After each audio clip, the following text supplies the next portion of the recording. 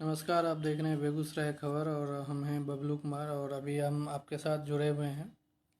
जैसा कि आप कैप्शन देखे ही होंगे कि हम लोग डेंगू अभी जो बहुत तेज़ी से फैल रहा है। आज हम लोग का पोस्ट भी था कि सिविल सर्जन जो बेगूसराय के हैं उन्होंने बताया कि 238 मरीज अभी तक बेगूसराय में, उससे ज़्यादा भी होंगे, पुराना डाटा कम होगा सबको अगर मिलाएंगे, लेकिन वर्तमान में 238 लोग इसमें अभी तक डेंगू से ग्रसित हैं, पीड़ित हैं।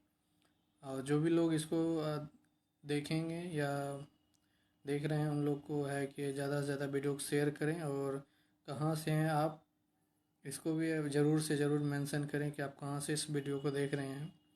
तो डेंगू के बारे में हम 5 चीज़ों में बात करेंगे। पहले उसका सिम्टम क्या है, उसका हिस्ट्री क्या होता है, कैसे क्या डेंगू के शुरुआत हुआ है, क्या क्या टेस्ट हो सकता है उसके लेके, और उसका डायग्नोस।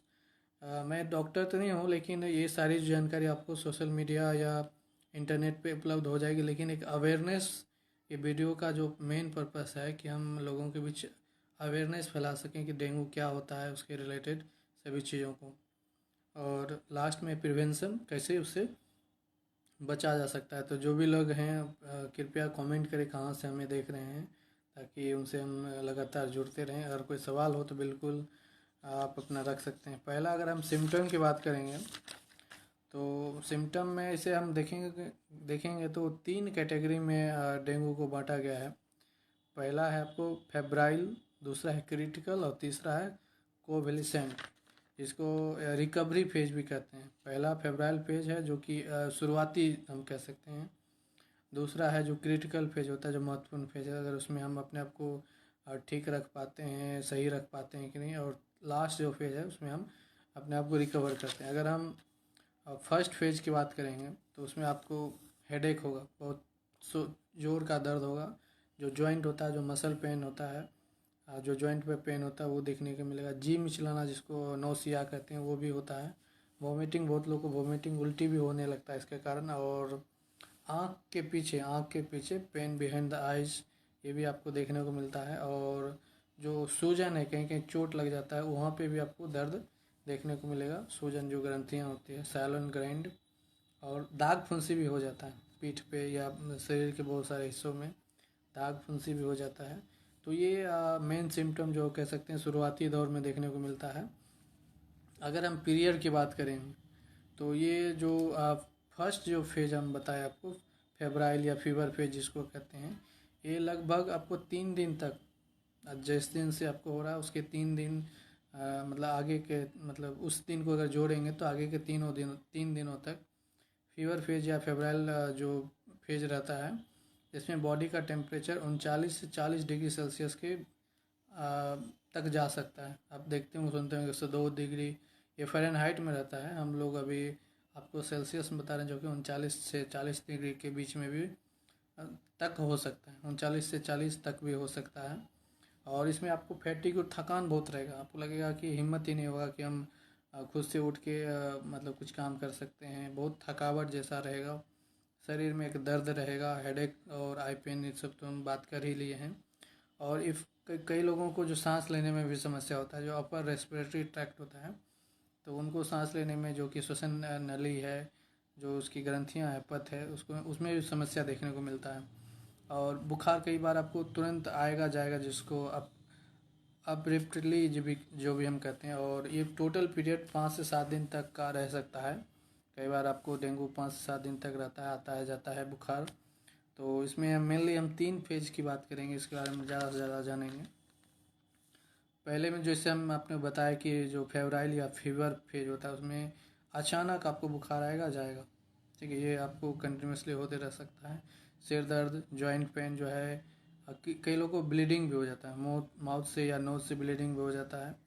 जो लोग भी देख रहे हैं कृपया उनसे कहना है कि आप अपना क्वेश्चन है जो उसको रख सकते हैं, हमारे साथ एक साझा कर सकते हैं, क्योंकि बहुत सारे घरों में ये समस्या अभी देखने को मिल रही है, ठीक है। तो और ये चीज़ आप एक बार अवश्य हम कहेंगे कि आप जो आपके जो फिजिशियन हैं या जो भी आपके डॉक्टर हैं उनसे ज़रूर संपर्क करें, और आपका जो सवाल है बिल्कुल रखें। हम भी जानकारी पाना चाहते हैं आपसे कि आप इस बारे में क्या जानते हैं। कई लोग इसको प्रैक्टिकली समझते होंगे या जिनको होता है, तो उनसे भी हम उनका राय जानना चाहेंगे कि डेंगू उनको कैसे प्रभावित किया है। और बहुत लोगों को उल्टी भी होता है या रैश, डायरिया, दस्त भी हो जाता है कई लोग को। अगर हम क्रिटिकल फेज की बात करेंगे तो इसमें हाइपोटेंशन, प्लूरल इन्फ्यूजन, एसिटिस, गैस्ट्रोलाइसिल ब्लीडिंग, तो ये सब इंग्लिश के टर्म हैं। अगर हम इसको हिंदी में समझना चाहेंगे तो अल्प रक्तचाप, फुसफुस बहाव, जलोदार दर्द, जठरांत रक्तस्राव, तो इस तरह की जो चीज़ें होती हैं, आप अगर इससे कुछ रिलेटेड चीज़ें अगर आप डेंगू से पीड़ित होंगे तो इसको आप महसूस कर सकते हैं।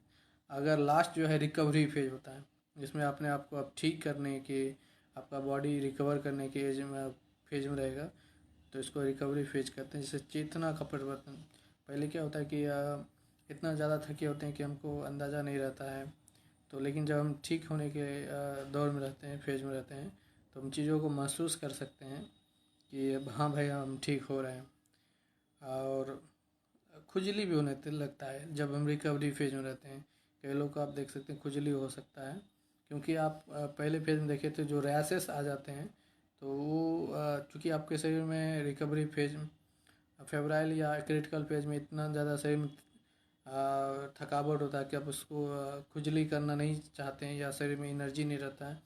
लेकिन जैसे आप रिकवरी फेज में रहते हैं तो आई थिंक जो खुजली है वो आपको खुजलाना पड़ता होगा, और स्लो हार्ट रेट हो जाता है।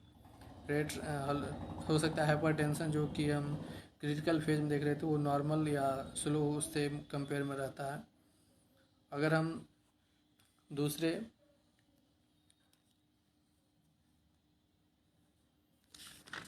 दूसरा जो कि हिस्ट्री की अगर हम बात करेंगे हम, तो इसको हम ट्रॉपिकल रीजन, जैसे कि हम लोग रह रहे हैं बिहार में, जो कि टेम्परेट जोन में इसे आता है,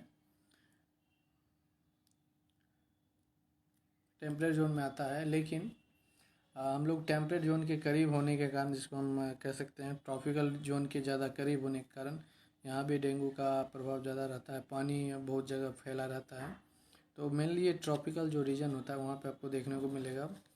और अगर इसके बारे में और हम बात करेंगे तो डेंगू का सबसे पहला जो आउटब्रेक, जो प्रकोप आपको देखने को मिला था 1779 में जो मिला था। और हम डेंगू का देखेंगे टोटल कितने देश में फैला हुआ है, लगभग 120 देश में डेंगू आपको देखने को मिल सकता है।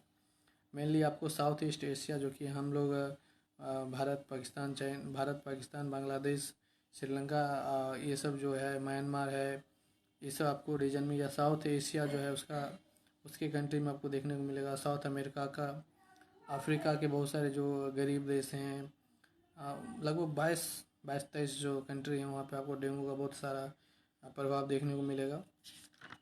साथ ही अगर हम लोग एंटी डेंगू डे भी मनाते हैं, जो कि हर एक साल 15 जून को हम लोग मनाते हैं, ताकि उसके बारे में जो अवेयरनेस हो, लोगों को जानकारी मिले कि डेंगू से कैसे बचा जाए।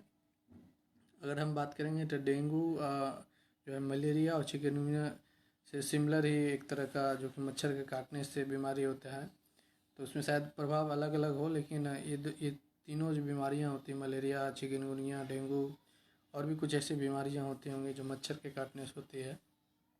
तो इसमें जो जो मच्छर जो मादा मादा मतलब कि फीमेल एनाफिलीज जो मच्छर होता है उसके काटने से होता है। और इसमें उसको कई नामों से भी, एडीज मच्छर जिसको हम कहते हैं, एडीज फीमेल एडीज मच्छर, इसको इगिप्टी या एल पिकोटस, अलग अलग अजीब नाम है थोड़ा, तो उस तरह के भी शायद उनको नाम से, या और जो मच्छर होते हैं उनको भी उनके काटने से भी हो जाता है। और अगर हम बात करेंगे, अगर टेस्ट की हम बात करेंगे, तो लैब टेस्ट अभी आप सुनते होंगे NS1 टेस्ट हुआ है। इसमें कई सारे फेज होते हैं, जैसे NS1 अब इसके बारे में ज़्यादा टेस्ट के बारे में मुझे जानकारी नहीं है, लेकिन हमको जो जो डाटा देखने को मिला, NS1, NS2A, NS2B, NS3, NS4A, NS4B, NS5, ऐसे बहुत सारे टेस्ट हैं। और भी इसके बारे में कुछ और टेस्ट हैं, जैसे कि आपको RNA टेस्ट होता है, जिसको रिबोन्यूक्लाइक एसिड टेस्ट भी कहते हैं, PCR test, polymerase chain reaction test, CBC, complete blood count, जिसमें आपको आप सुनते होंगे कि जो प्लेटलेट घट जाता है। आप अक्सर सुनते होंगे कि डेंगू में प्लेटलेट किसी का 1.5 लाख था, 2 लाख था, वो घट के 60,000, 70,000, 50,000, 30,000 पे आ जाता है। इसमें सबसे बड़ा जो कारण रहता है प्लेटलेट घटने का। और इसमें जो है जो मच्छर होता है वो उसका मच्छर के काटने से जो माथा है नेफ्लीज है वो आपके स्किन में घुसेगा और उसका जो सलाइवा है वो भी हमारे ब्लड में चला जाता है। तो इसके कारण क्या होता है कि प्लेटलेट घट जाता है और साथ में कई बार आपको देखने को मिलता है कि हेमोग्लोबिन या रेड ब्लड सेल भी घट जाते हैं, जिसके कारण एनीमिया भी होने का आपको डर रहता है। तो आप इस तरह से अपने आप को प्रोटेक्ट कर सकते हैं। और अगर हम बात करेंगे नेक्स्ट जो हम बात करना चाहते हैं वो है डायग्नोस, किस तरह से हम अपने आप को डॉक्टर की मदद से मैं फिर कहना चाहूँगा कि आप जब भी इस चीज़ को करें तो डॉक्टर का ज़रूर हेल्प लें, जो डॉक्टर आपके हैं प्रिस्क्राइब, इन पर आप भरोसा कर सकते हैं। तो आप सबसे पहले है कि जो डॉक्टर जो प्रिस्क्राइब करेंगे वो दवाई लीजिए, लेकिन हमारा ये जो हम बताना चाहते हैं हो सकता है डॉक्टर इनसे एग्री ज़रूर करेंगे। जैसा कि इंटरनेट पे या अवेयरनेस रिलेटेड चीज़ें हैं, आप इसको कंफर्म करने के लिए डॉक्टर से पूछ सकते हैं। जो एस्टेरॉयड होता है या इन्फ्लेटरी जो मेडिसिन होता है उसको आप डेंगू में लेने से बचें।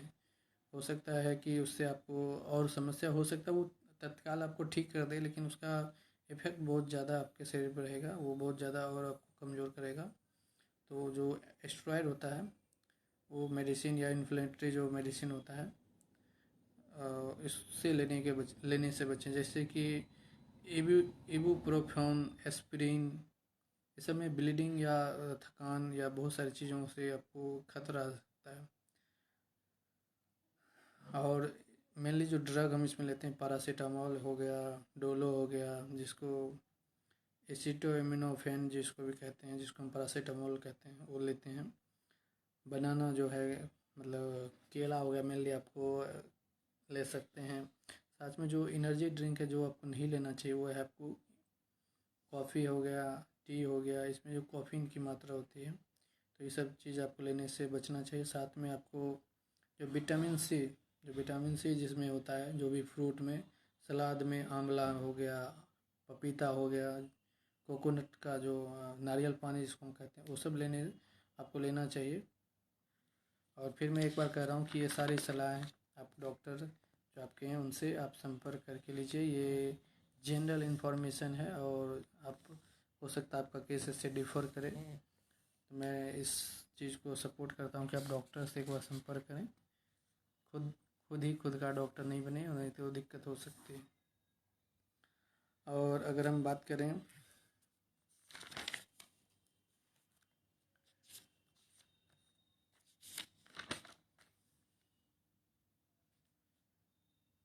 कई बार ब्लड का कमी हो जाता है तो ब्लड भी चढ़ाने की आवश्यकता पड़ती है, प्लेटलेट कम हो जाता है या जो भी ऐसे कुछ रीज़न होता है। अगर हम बात करें तो खासकर सबसे ज़्यादा सचेत होने का, बचने का इनको चाहिए वो है प्रेग्नेंट वुमेन को। अब ऐसा मैं इसलिए कह रहा हूँ क्योंकि अगर आपको डेंगू हो रहा है तो इसका बहुत ज़्यादा चांस है कि आपको कहीं मिस कैरेज, जिसको गर्भपात में बच्चा घूम जाता है, या बहुत सारी चीज़ें समस्याएं हो सकती हैं।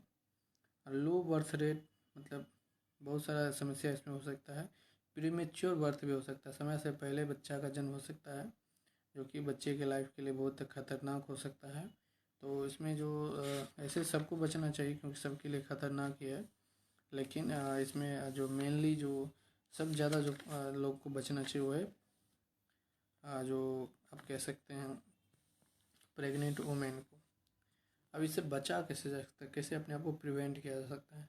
तो सबसे पहला है कि आपको जो भी कपड़ा पहनना है, फुल पैंट पहनना है या जो भी फुल लोअर पहनना है, और शर्ट या टी शर्ट जो पहन रहे उसको आप पूरे बाँह तक पहनिए, कलाई तक पहनिए। इसको हम हाफ टी शर्ट बिल्कुल ना, हाफ शर्ट बिल्कुल नहीं पहनिए। और सोते समय आप मच्छरदानी कंपलसरी यूज कीजिए।